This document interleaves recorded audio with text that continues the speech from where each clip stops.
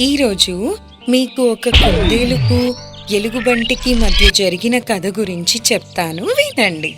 ఈ కథ పేరు మంచి గుణం కలిగిన ఎలుగుబంటి. అనగనగా దట్టమైన చెట్లతో కూడిన అడవిలో ఒక కుందేలు, ఎలుగుబంటి ఎంతో కాలంగా కలిసిమెలిసి ఉండేవి. ఇద్దరూ దొరికిన ఆహారాన్ని సరిసమానంగా పంచుకుని ఎటువంటి గొడవలు పడకుండా సంతోషంగా జీవించేవి.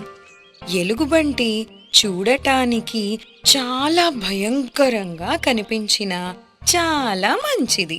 తన మిత్రుడు కుందేలుకు ఎటువంటి కష్టం రాకుండా చూసుకునేది.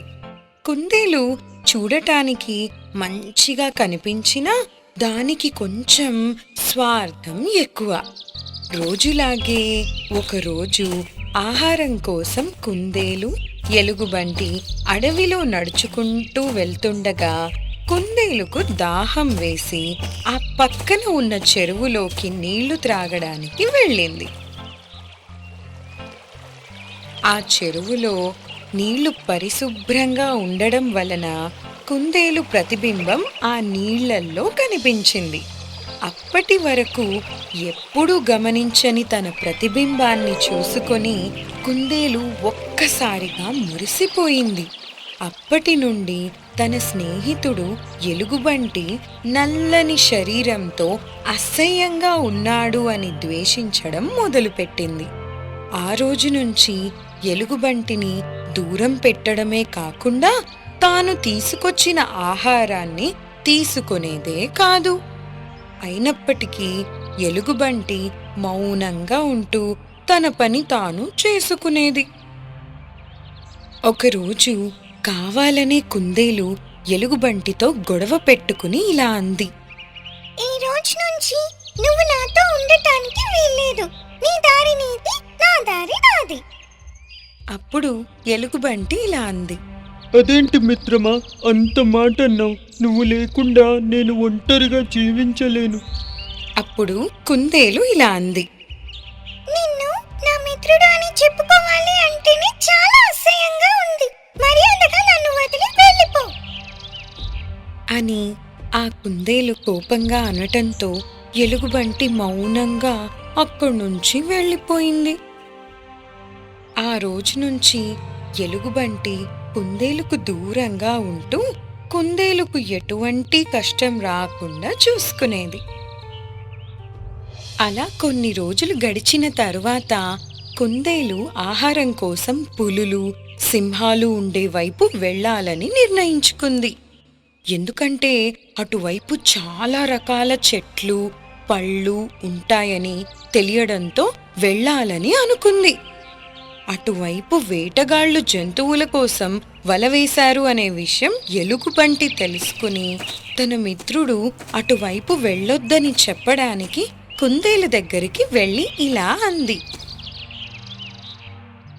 నన్ను మన్నించు మిత్రమా, నీకు నన్ను కలవటం ఇష్టం లేకపోయినా నీ మంచి కోరి నీకు ఒక సలహా ఇద్దామని వచ్చాను. దయచేసి నువ్వు ఆహారం కోసం అటువైపు వెళ్ళకు. అక్కడ వేటగాళ్లు జంతువుల కోసం వలలు వేశారు అనే సమాచారం నాకు తెలిసింది. అప్పుడు కుందేలు ఇలా అంది: పొద్దునే ఈ అసహ్యకరమైన ముఖాన్ని చూశాను కదా, ఇక ఈ రోజంతా నాకు అశుభమే జరుగుతుంది. ఇంకెప్పుడు నేను బయటకు వెళ్లే ముందు నాకు ఎదురు పడకు అని అలా ఎలుగుబంటిని చులకన చేసి మాట్లాడి ఎలుగుబంటి వద్దు అంటున్నా కుందేలు పళ్ల కోసం సింహాలు ఉండే వైపు వెళ్ళింది. అలా కొంత దూరం వెళ్ళాక ఎలుగుబంటి చెప్పినట్టే కుందేలు వేటగాళ్లు వేసిన వలలో చిక్కుకుంది. అప్పుడు కుందేలు ఇలా అంది: అయ్యో, ఇప్పుడు ఎలా? నా మిత్రుడు ఎంత చెప్పినా వినకుండా ఇక్కడికి వచ్చి ఈ వలలో చిక్కుకున్నాను. ఇప్పుడు నన్ను కాపాడటానికి ఇక్కడ ఎవరూ లేరు అని ఏడవసాగింది. తన మిత్రుడికి ప్రాణహాని ఉందని తెలుసుకుని కుందేలుకు తెలియకుండా తన వెనకాల వచ్చింది ఎలుగుబంటి. తన మిత్రుడు ఆ వలలో చిక్కుకోవడం చూసి ఎలుగుబంటి అక్కడికి వెళ్ళి తన పళ్ళతో ఆ వలని చించి కుందేలును కాపాడుకుంది. అప్పుడు ఆ కుందేలు ఇలా అంది. నన్ను క్షమించు మిత్రమా. ఇన్ని రోజులు నీ అందాన్ని చూసి నిన్ను అసహించుకున్నాను, కానీ నీ మంచి గుణాన్ని తెలుసుకోలేకపోయాను అని చెప్పి కుందేలు బాధపడింది. అప్పుడు ఎలుగుబంటి ఇలా అంది. బాధపడకు మిత్రమా, నువ్వు ఏమైనా సరే నా మిత్రుడివే అని చెప్పి ఇద్దరూ సంతోషంగా అక్కడి నుంచి వెళ్ళిపోయారు. పిల్లలు, విన్నారు కదా ఈ కథ. ఈ కథలోని నీతి ఏంటంటే మనం కూడా అందం కన్నా గుణం మెచ్చుకోవడం నేర్చుకోవాలి. అర్థమైందా?